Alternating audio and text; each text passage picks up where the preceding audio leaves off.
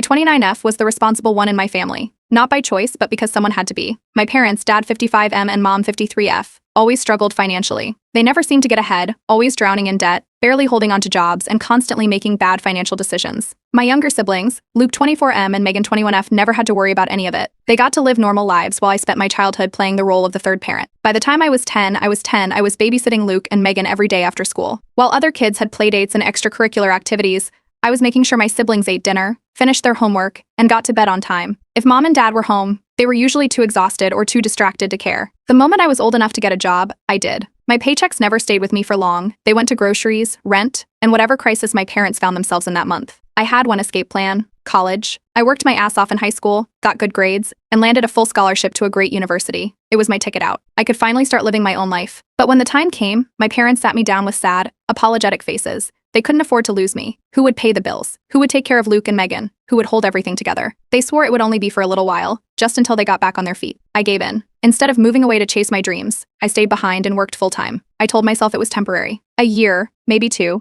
and then I'd go to school. That never happened. There was always another problem, another expense, another excuse for why I couldn't leave. I kept working, kept paying, kept sacrificing. Luke and Megan, meanwhile, lived in a completely different reality. They got new clothes, had school trips fully paid for, got to hang out with friends, and never had to worry about money. The same parents who told me there was nothing left for college somehow managed to send Megan on an international trip with her class. Years passed. I went from a part-time cashier to juggling multiple jobs, working late nights and weekends, while my parents barely worked at all. If they had money, they spent it on things they didn't need: takeout, new furniture, a family trip I wasn't even invited to because I was too busy working. Every time I brought it up, they'd remind me that I was the eldest, that family takes care of each other, that I was lucky to have a roof over my head. If I ever hinted at wanting to move out, they acted like I was abandoning them, like I was the worst daughter in the world. The worst part? I believed them. I turned down a promotion because it required travel and the family needed me here. I refused a better job offer in another city because my parents begged me not to leave. I lived paycheck to paycheck, not because I was irresponsible, but because I was covering rent, groceries, and bills while my parents barely contributed.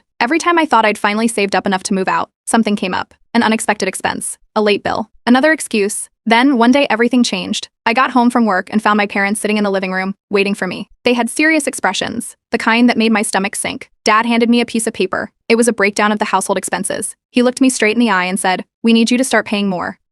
I was already covering almost everything, but now they wanted more. I asked them what they were contributing. Mom sighed dramatically, saying they just weren't making enough, and that it was my responsibility to pick up the slack. I was done. I hesitated before finally saying the words out loud. I'm moving out. Their reaction was immediate. Mom's eyes welled with tears, and Dad's face turned red with anger. I felt the familiar guilt creeping in, but this time I reminded myself why I had to do this. Luke and Megan, who had never paid a single bill in their lives, acted like I was the villain. They said I was being dramatic, that I could afford to stay a little longer, that it wasn't a big deal. I'd spent my entire life making sacrifices for this family, and the moment I chose myself, they turned on me. I packed my bags that night. As soon as I left, the smear campaign started. My parents told relatives I abandoned them. They made me sound like a monster who left them to starve. Friends started messaging me, saying they couldn't believe I'd do this to my own family. Even some extended family members called, guilt-tripping me about family loyalty. Meanwhile, my parents were still making questionable financial choices, ordering takeout instead of cooking, replacing furniture instead of repairing it all, while insisting they were on the verge of homelessness. It made me wonder just how deep their financial struggles really were. For the first time in my life, I was free, but the weight of their manipulation still lingered. I spent years believing I was responsible for them, that I had to fix everything. Now that I was gone, I had to wonder, would karma finally catch up to them? Or would they find a way to pull me back in? The silence didn't last long. Less than a week after I moved out, the messages started rolling in. Some were from mutual friends, asking why I had just up and left my family in crisis. Others were from extended family, calling me heartless for turning my back when my parents needed me most. My mom had been busy spreading her version of events, and according to her, I had selfishly abandoned them with no warning, leaving them on the verge of homelessness. Then came the financial threats. Mom sent a long, dramatic voicemail saying they were going to be evicted soon because they couldn't survive without my help. Rent was due, bills were piling up, and it was my fault they had no way to pay. A day later, Luke and Megan jumped in. Luke's message was short and angry. He told me I had ruined the family, and that I was disgusting for watching them suffer. Megan's was more guilt-trippy, rambling about how she was so stressed trying to help but couldn't do it alone. The same siblings who never lifted a finger to help before were now demanding I step back in. At first, I ignored it, but the pressure didn't stop. My phone buzzed constantly. Relatives, family friends, even people I barely spoke to were messaging me about how selfish I was. Some of them sent long paragraphs about how family is everything and how my parents sacrificed so much for me. Others weren't as subtle, straight up calling me a terrible daughter. Then, Mom dropped the health crisis card. Another voicemail. This time she sounded weak and breathless, claiming she was in bad shape and that stress was taking a toll on her heart. She said she needed me to come back, at least to help them get through this rough patch. Something felt off. I called her doctor's office and asked if there was any recent emergency. The receptionist, confused, checked the records and said everything was normal. Mom hadn't even had an appointment recently. That was all I needed to know. I sent a short message saying I hoped she was okay, but I wasn't coming back. That was the last time she used the health scare angle, at least directly. Then she took things to a new level. One afternoon, my boss called me into his office. He looked concerned, holding his phone in his hand. Apparently, my mom had called my workplace, claiming that I had abandoned my sick and elderly parents and that she was worried about my behavior. She made it sound like I was reckless, unstable, like I was making terrible decisions that could impact my job. Luckily, my boss saw right through it. He reassured me that my personal life was none of their business and that they wouldn't entertain any more calls from my family. He even joked that he'd had a few wild relatives himself and knew how manipulative people could be. That was the first time in years I felt like someone was actually on my side. But my parents weren't done yet. I started seriously considering changing my number, but before I could, my dad showed up at my apartment. I was getting home from work when I saw him standing by my door, arms crossed. The moment he saw me, he launched into a speech about how I was disrespecting them, how I was ungrateful for everything they had done, and how, as the eldest, it was my duty to take care of the family. I told him I wasn't discussing this, and he needed to leave. He didn't take that well. He raised his voice, calling me selfish, saying I wasn't a real daughter if I could just walk away like this. Neighbors started peeking out their doors, watching the scene unfold. I stood my ground. I told him to leave or I'd call security. That set him off even more. He shouted that I would regret this, that I was humiliating him, that I was tearing the family apart. When I pulled out my phone to call someone, he stormed off, swearing under his breath. That was the last straw. I bought a security camera the next day and installed it outside my apartment. Then, I blocked my dad's number. A few days passed. Then, the letter arrived. It was official looking, addressed to me, from a law firm. At first, I thought it was a joke. But when I opened it, I saw vague legal jargon attempting to hold me financially responsible for my parents. My lawyer quickly confirmed it was baseless, just an intimidation tactic with no real legal standing. I had no idea if that was even a real thing. But they were claiming that as their eldest child, I was legally responsible for supporting them. They were demanding financial compensation, saying that my departure had left them in hardship. That was the moment I knew they weren't just desperate, they were dangerous. I wasn't about to let them intimidate me. I started looking for a lawyer. If they wanted to play this game, I was ready to fight. The legal notice was a joke. That was the first thing my lawyer said when I sat down in his office. There was no law requiring adult children to financially support their parents, and their claim of financial abandonment was complete nonsense. He actually laughed while reading the letter. He told me it was an intimidation tactic, one that had no chance of holding up in court. That should have been the end of it. But my parents weren't going to let go that easily. I decided to post my story online anonymously, just to get it off my chest. I detailed everything: the years of sacrifices, the guilt tripping, the entitlement, and now the legal threats. I didn't expect much, but the response was overwhelming. Thousands of people shared similar stories. The comments were filled with support, telling me I had done the right thing. A few legal experts even chimed in, confirming what my lawyer had already told me: my parents had no case. Then, something unexpected happened. A relative I barely spoke to reached out privately. They had seen my post and connected the dots, realizing the story sounded a little too familiar. They wanted me to know the truth. My parents weren't struggling as much as they claimed. They had money. Not a lot, but definitely enough to survive. My relative had seen them dining out multiple times in the past month. They had also heard about my mom buying new clothes and my dad spending money at a liquor store. Meanwhile, they were telling the entire family they were on the verge of homelessness. I did my own digging. It turned out my parents were still spending money as if nothing had changed. They weren't saving, weren't looking for better jobs, and definitely weren't making any sacrifices. They were just hoping I'd break down and come back. Luke and Megan weren't any better. They both had jobs, decent ones, actually, but neither of them were helping. They had fully expected me to handle everything, and now that I was gone, they didn't want to step up. Word started spreading. Some extended family members who had initially sided with my parents began questioning things. They started asking where all the money was going. My dad didn't take that well. At a family gathering, one of my aunts outright confronted him. She asked how they were so broke when they were still spending money on unnecessary things. She called them out in front of everyone, pointing out the inconsistencies in their story. He exploded. He started yelling about how I had brainwashed everyone and that they had no choice but to keep spending because they were stressed. He claimed I had forced them into this position. The whole thing turned into a screaming match, and my parents stormed out after my aunt refused to back down. The next day, I got another message from Megan. She was panicking. She said people were starting to turn against them, and now she and Luke were the ones dealing with all the pressure. She didn't apologize, just complained that everything was falling apart. Then, my mom tried one last desperate move. She faked another health crisis. This time it was serious. She told family members she had been hospitalized. I got bombarded with messages, people telling me to put my grudge aside and go visit her. I called the hospital. They had no record of her being admitted. When I told my relatives to check before believing her, a few of them actually called her out. She backtracked quickly, claiming she had been seen by a doctor but wasn't officially admitted. That was enough for most people to finally stop believing her lies. Even Luke and Megan started distancing themselves. They stopped defending our parents so aggressively. Instead, they started complaining about how they were being burdened now that I was gone. Luke even admitted he was running out of money because our parents kept asking for handouts. Then, karma hit. Their landlord served them an official eviction notice. They hadn't been paying rent on time, and with no one bailing them out, it finally caught up to them. They had a few weeks before they had to leave. That's when my parents came crawling back. The messages turned from angry rants to pathetic pleas. They begged me to help them just this once. My mom even sent a voice message, sobbing about how they had nowhere to go. My dad tried to guilt trip me, saying I was leaving my own family out on the streets. I didn't respond. Then, they did something I never expected. I got a call from my bank about a suspicious loan application in my name. I never applied for a loan. The bank told me the application came from my parents' home address. They had tried to take out money using my information. I had no choice. I called my lawyer again. This wasn't just manipulation anymore. It was fraud. And I wasn't going to let them get away with it. The call from the bank came early in the morning. A loan application had been flagged as suspicious. The bank wanted to verify if I had applied for it. I hadn't. I asked where the application came from. The representative hesitated before confirming that the address listed was my parents' home. I left work early and went straight to the bank. The fraud department pulled up the application. Someone had used my personal details, full name, date of birth, even my social security number, to apply for a loan. The signature on the form was a terrible attempt at copying mine. It was identity theft. The bank immediately flagged the application and started their investigation. They told me to file a police report. There was no doubt about who was behind it. I drove straight to the police station. Filing the report was easier than I expected. I provided the loan application details, the address linked to it, and the forged signature. The officer handling the case didn't seem surprised. Apparently, fraud cases like this weren't uncommon. But when I explained that my own parents had done this, he raised an eyebrow. An investigation was opened. Within hours, the fallout began. Luke and Megan found out almost immediately. First, a string of missed calls, then messages. Luke accused me of going too far.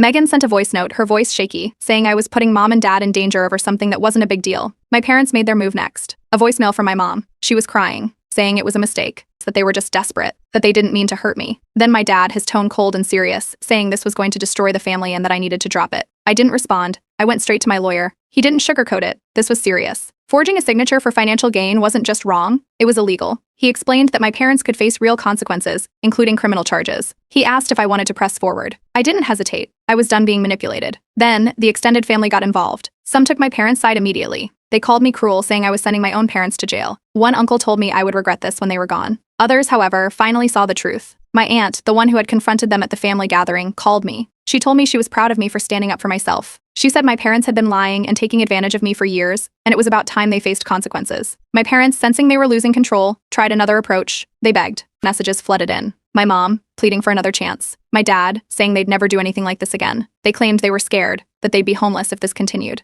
that I was making a mistake. I ignored them. Then, Luke and Megan snapped. Megan posted a long, dramatic message on social media. She talked about family betrayal, about how she couldn't believe what was happening. She made it sound like I had attacked them for no reason.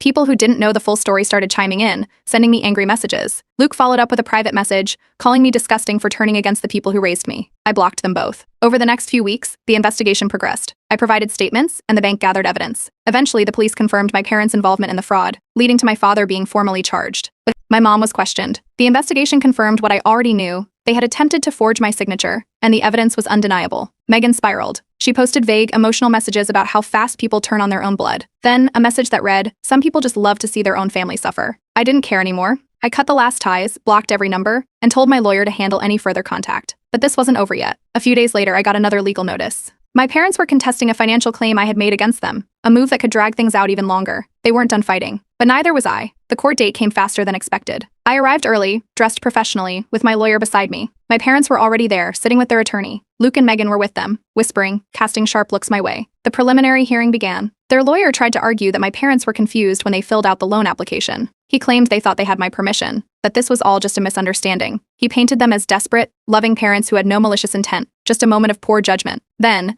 the bank's evidence was presented. The documents with the forged signature, the flagged application, the proof that my parents had repeatedly attempted to apply for financial assistance in my name. The investigator from the fraud department gave a detailed report, stating outright that this was deliberate identity theft. There was no confusion. The judge saw right through their act. Luke and Megan sat stiffly, their faces unreadable as the reality of the situation set in. My parents had nothing to stand on. Every excuse was dismissed. The ruling came down. My dad was sentenced to probation and ordered to pay heavy fines for attempted fraud. He got lucky since he had no prior record. The court was lenient. My mom barely avoided charges, but only because they couldn't prove her direct involvement beyond a reasonable doubt. They lost. Outside the courthouse, Luke and Megan were waiting. The moment I stepped out, they were in my face, furious. Luke accused me of ruining our parents' lives. Megan, her voice shaking, blamed me for everything. They called me selfish, heartless. They acted like I had dragged our family through the mud over something that could have been handled privately. I didn't argue. I walked past them. Word spread quickly. My parents' fraud case became public knowledge. People in their social circles heard about it. Their landlord got wind of it, and within days, the eviction notice was finalized. They had weeks, just weeks, to pack up and leave. Then came the final plea. My mom sent one last message. She begged me to let them stay with me just until they got back on their feet. She said they had nowhere else to go, that the family needed to heal, that I had made my point, and now it was time to fix things. I ignored it. Then I blocked her. Days later, I heard the fallout. With no money coming in, Luke and Megan were now the only financial support left. My parents started leaning on them, the same way they had leaned on me for years. Luke, once so smug about how I had abandoned the family, now had his paycheck drained every month. Megan, who had never worried about money before, suddenly had to budget. They were drowning, and I felt nothing. I moved forward. The weeks of drama, the years of sacrifice, the endless manipulation, it was all over. For the first time in my life, I was free, and I was never looking back. Cutting them off was the easiest thing I had ever done. For years, I had been the one holding everything together, working nonstop, covering bills, sacrificing my own life so they could live comfortably. Now, they were on their own, and for the first time I could breathe. Days turned into weeks, and weeks turned into months. I focused on my job. Without the constant financial drain, I finally had money, real money that belonged to me. I applied for a promotion and got it. More pay, better hours, actual stability. I even started therapy, unpacking the years of manipulation and guilt that had been drilled into me since childhood. I was finally free. Meanwhile, my siblings were sinking. Luke and Megan had to step up, and they hated it. Their paychecks, which once went entirely toward their own wants, were now being drained by our parents. Rent, bills, food, it was all on them. A mutual friend, someone who still talked to them, reached out. Apparently, Luke was livid. He had been forced to take over rent payments after the eviction, and he wasn't handling it well. Megan was struggling too. She had never dealt with financial pressure before, and now it was all consuming. They weren't mad at our parents. They were mad at me. According to them, I had forced them into this situation. If I had just continued helping, they wouldn't be drowning right now. Their golden child status was gone. Before, our parents had showered them with attention, making sure they had everything they wanted while I carried the weight. Now, the moment they were expected to step up, the favoritism disappeared. Mom and Dad weren't grateful. They were demanding. They refused to get jobs, refused to cut back on spending, and acted like it was Luke and Megan's duty to keep them afloat. Every dollar they made went straight into our parents' pockets, leaving them stuck in a cycle of never-ending debt. The first crack in their loyalty came from Megan. One night, she broke. A single message popped up on my phone. "I get it now. Please talk to me." I stared at it. Megan, who had screamed at me outside the courthouse. Megan, who had publicly sided with our parents even after everything they had done. Megan, who had mocked me for wanting independence. Now, she understood. I didn't respond. I couldn't trust it. Maybe she really did get it. Maybe she was looking for an escape. But I wasn't about to be her safety net. If she wanted out, she would have to figure it out herself, just like I had. More and more extended family began to see the truth. My parents tried spinning the same sob story they always had, but people weren't buying it anymore. The fraud, the eviction, the endless financial manipulation, it had all tarnished their reputation. People stopped reaching out. No more guilt-tripping phone calls. No more lectures about family loyalty. The money finally ran out. Mom and Dad couldn't afford to live the way they used to. Without my financial support, they quickly fell behind on rent. They tried borrowing from relatives, but their reputation had already taken a hit. Eventually, they were forced to move into a much smaller rental, struggling to adjust to their new reality. And me? I moved to a better place. With my finances finally secure, I found a beautiful apartment in a nicer neighborhood. I decorated it exactly how I wanted. I started saving for the future, my future, not someone else's. For the first time in my life, I had control. No more guilt. No more responsibilities that weren't mine. No more being used. This was freedom. And I didn't regret a single thing. The first sign of cracks came through a mutual friend. Luke and Megan were struggling. Badly. For months, they had done everything to avoid admitting it. They had mocked me, defended our parents, acted like I was the villain.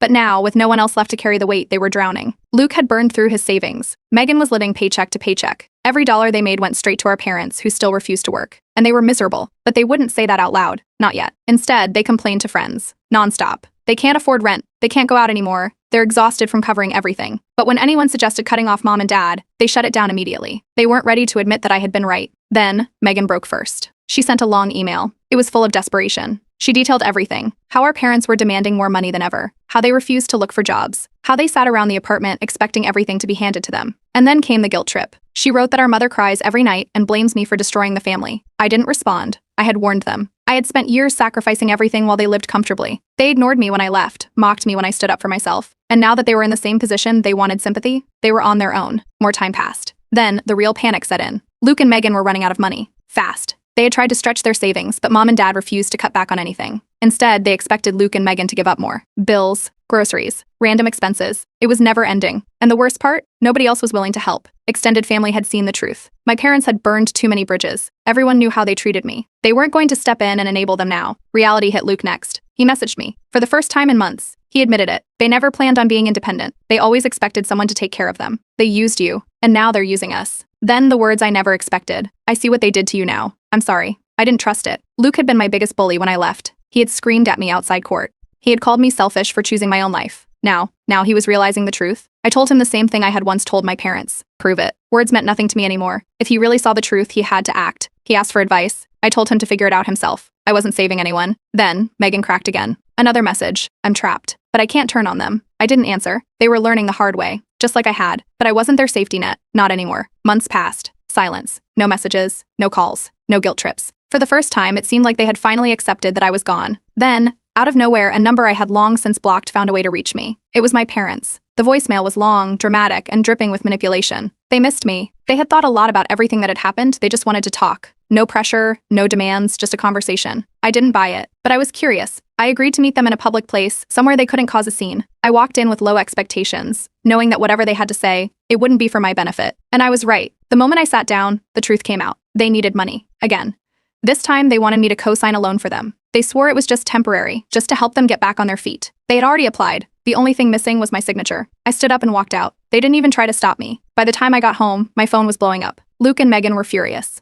They accused me of abandoning them again, saying I was selfish for refusing to help. I snapped. I told them I owed them nothing, that I had already wasted years of my life cleaning up after our parents, that if they wanted to keep being used, that was their problem. The conversation ended there, but my parents weren't done yet. The next day, they went public. A long, rambling post appeared on social media, a story of betrayal, of an ungrateful daughter who had turned her back on the people who raised her. But this time, no one bought it. People knew the truth now. There were no more sympathizers. And then, karma struck. I got a call from a mutual contact. The bank had rejected their loan. They were officially out of options. The last domino finally fell. Luke broke. He finally cut them off. He sent a message saying, "You were right. I'm done." Megan? She held on. She still believed they would change, that if she just did enough, they'd finally step up. That was her mistake to make. Me? I booked a vacation. For the first time in my entire life, I did something just for myself. No guilt, no obligations, no baggage. And then the final plea came. A message from my parents. "We'll always be your family." I blocked them. All of them. No more guilt. No more control. No more manipulation. For the first time, I was truly, fully free. A full year passed. Silence. No messages. No calls. No random guilt-tripping voicemails. I never looked back. Not once. I hadn't spoken to my parents or Megan in over a year. No updates. No curiosity. They were gone. Luke? He got out. Shortly after cutting off our parents, he packed up and moved out of state. He started over, new job, new place, new life. He reached out a few times, cautious, trying to repair what was left of our relationship. This time it felt real. There was no anger, no blaming, no begging for anything. He didn't want money or help, just a conversation. So I listened. For the first time, he admitted everything. How he had ignored the signs. How he had refused to see what our parents were. How, when I left, he had thought I was the villain, only to realize I had just been the first to wake up. He didn't expect me to forgive him overnight, but he wanted to try. I told him we'd see. Megan? She was still stuck. She hadn't left. She hadn't broken free. She had taken my place. Everything I had once carried, the bills, the rent, the burden of making sure our parents survived, was now on her shoulders. And our parents hadn't changed. Even with eviction looming, they resisted the idea of changing their habits. They barely looked for work, insisting they were too old or not qualified for most jobs. Instead of adjusting, they doubled down on trying to guilt their children into fixing their mess. The only difference? Their last golden child was running out of time. Megan had started cracking. A mutual friend told me she was exhausted, broke, that she had started questioning things, that she had even mentioned the idea of leaving. But she hadn't done it yet, because she still wanted to believe they would change. Then, the financial strain finally reached a breaking point.